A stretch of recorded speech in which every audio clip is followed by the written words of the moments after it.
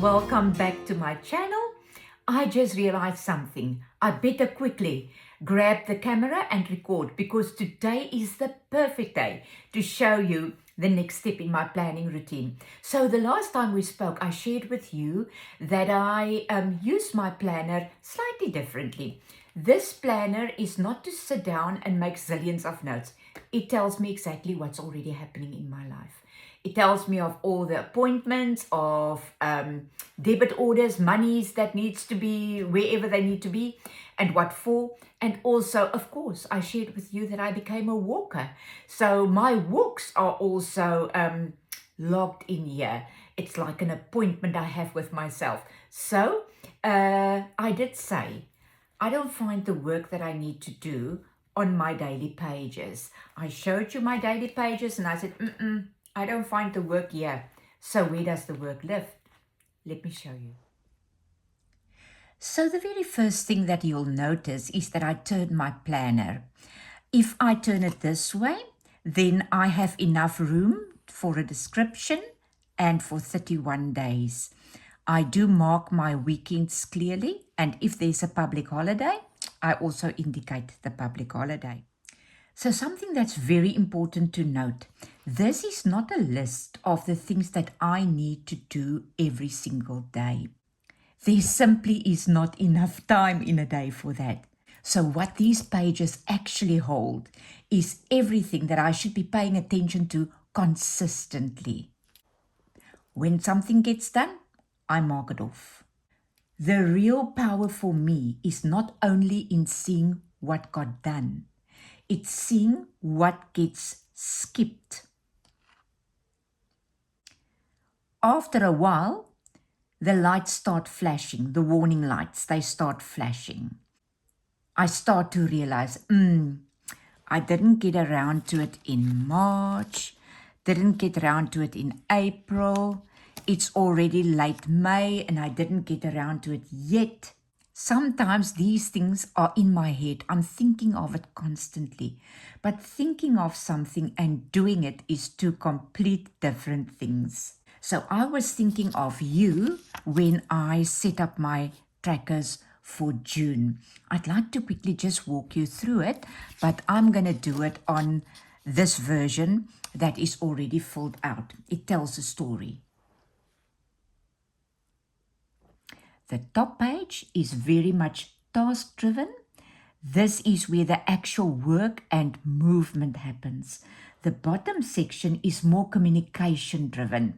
This is where I track communication with my clients, my consultants, my team, the leaders, social media, emails, all the things that keep communication flowing. So some days are heavily communication-focused, and other days become more project focused.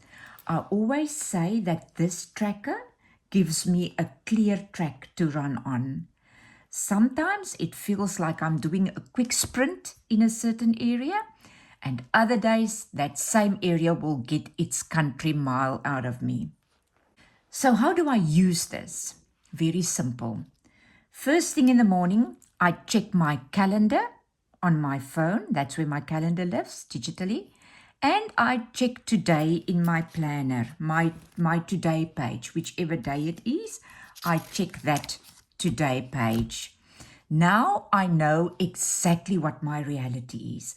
I know exactly when I need to be where, what monies I need to move, what time my walk is. Am I walking in the morning, in the afternoon, in the evening? I now know what my day looks like. So now I can, in a sensible way, select my frog for the day.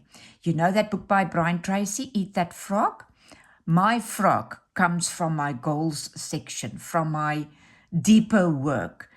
It's very easy to just run around this track all day long and not get the deeper work done. So I select my frog for the day, and then I also have a place where I mark off if that frog actually got done, because it's one thing to know I want to do something, to decide I'm going to do it, and then to actually do it. This is where I track whether that frog got done. in my next video, I'm going to be sharing with you that system where it lives. Very simple, but very, very on point. So once that is done, I quickly jump down here and I make sure that everything that I prepared for communication, I have a question there. Is my outbox ready for tomorrow? I have an outbox, a digital outbox where everything lives that needs to go out the next day. Now I check in with myself and I say, did it all go out? Because it's to very many different places. Then I just work my way down here. And of course, I jump back up depending on when communication needs to happen and when the actual work can get done.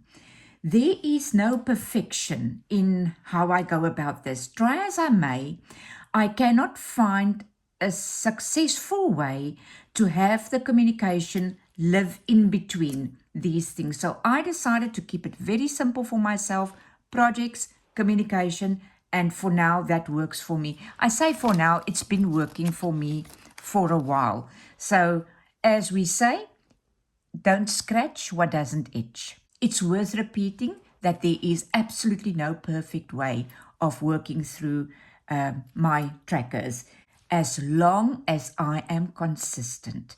Consistency is the key here. So guys, thank you so much for watching. And if you enjoy this kind of planning content, please remember to subscribe and I'll see you in the next video.